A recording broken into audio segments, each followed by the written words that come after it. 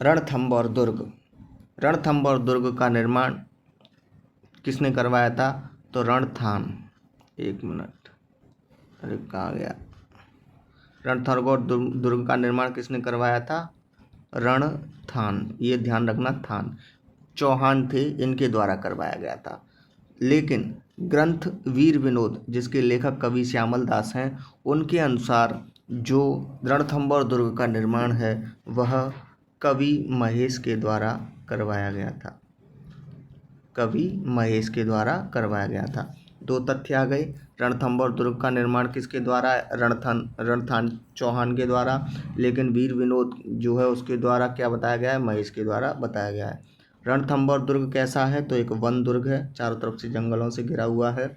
इसका जो प्रवेश द्वार है, मुख्य प्रवेश द्वार, वह है नवलखा या नौलखा दरवाज़ा। नौलखा दरवाज़ा है। ग्रंथ हमीर रासो, जो कि जोधराज के द्वारा लिखा गया है, तथा अमीर खुसरो के अनुसार इसका प्रारंभिक नाम रणस्तंभपुर था। रणस्तंभपुर कहाँ का नाम था? रणथंभौर दुर्ग का नाम था। रणस्तंभपुर इसका प्राचीन नाम था। किसके अनुसार?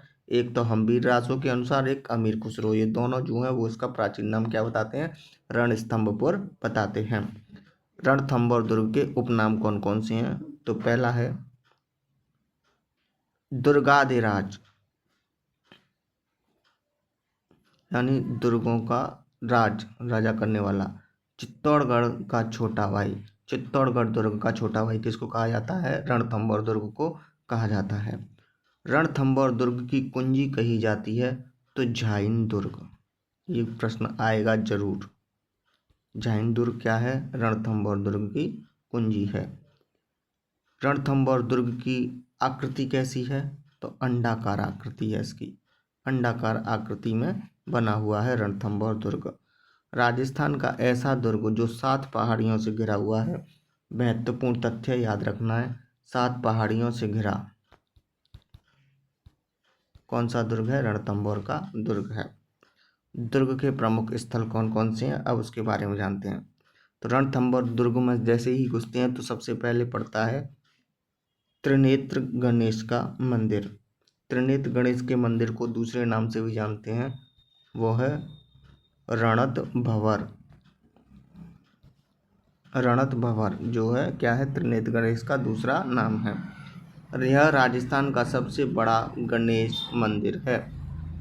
त्रिनेत्र गणेश मंदिर राजस्थान का सबसे बड़ा मंदिर है, जिसको रणत भंवर भी कहा जाता है। एक नोट है, शेर पर सवार गणेश जी का मंदिर कहाँ पर है? तो बीकानेर में है। वो कहाँ पर है? बीकानेर में है, जो शेर पर सवार किए हुए गणेश जी की प्रतिमा है। दूसरा जो रणथंभौर दुर्ग में मंदिर मिलता है वो हमें शिव मंदिर मिलता है, गणेश मंदिर के जस्ट बाद में ही है। तो यह शिव मंदिर क्यों प्रसिद्ध है? क्योंकि मान्यता है इस मंदिर के सामने ही हम्बीर देव चौहान ने केसरिया किया था। केसरिया किया था वहाँ पर रणथंभौर दुर्ग में। ठीक है। पीर सदरुद्दीन की दरगाह मिलती है शिव मंदिर के बाद में। उसके बाद गिरजाघर भी मिलता है। एक तरीके से रणथंभौर दुर्ग जो है वो सभी धर्मों को क्या करता है? प्रेजेंट करता है। जैसे कि यहाँ पे पहले गणेश मंदिर, एक मिनट, इस दुर्ग में पहले गणेश मंदिर, फिर शिव मंदिर, फिर पीर सदरुद्दीन की दरगाह और फिर गिरजाघर। दोनों हिंदू, एक मुस्लिम, एक ईसाई, तो ये सभी धर्म हो गए। तो रणथंभौर दुर्ग में सभी तरीके के धार्मिक स्थल देखने को मिलते हैं। इसमें कुछ प्रमुख जलाशय भी हैं, वो किस किस नाम से जाने जाते हैं? तो पहला जलाशय है आपका पद्मला तालाब। पद्मला तालाब। और दूसरा एक पानी का जल स्रोत है, वो जमीन में से निकलता है, उसको बोलते हैं गुप्त गंगा। तो ये दोनों ही जो है वो कहाँ पर पाए गए हैं? रणथंभौर दुर्ग में देखने को मिलते हैं। रणथंभौर दुर्ग के प्रमुख महल कौन कौन से हैं? तो जोराबोरा का महल, रसोड़ा का महल, रसोड़ा, ठीक है, रसोड़ा का महल, सुपारी महल, जोगी महल, कहाँ पर हैं यह सभी जो हैं वो रणथंभौर दुर्ग में पाए जाते हैं। कुछ प्रमुख स्मारक भी हैं, उनके बारे में पढ़ते हैं।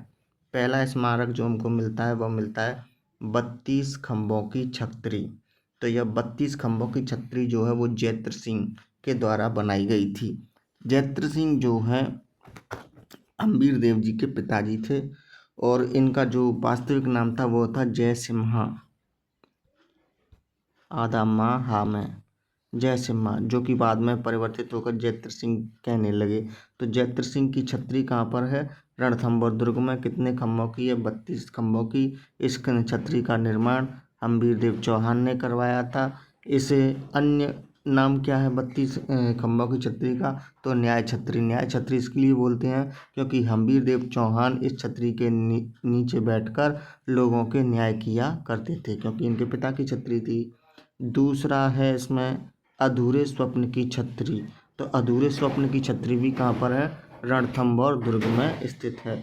इसका निर्माण हाड़ा रानी कर्मावती के द्वारा करवाया गया था। ठीक है, तो 2 इसके स्मारक हो गए। इसके अलावा रणथंभौर दुर्ग में एक सवाल आता है, अर्रादा, मगरछी, टेकुड़ी, सोहन यंत्र।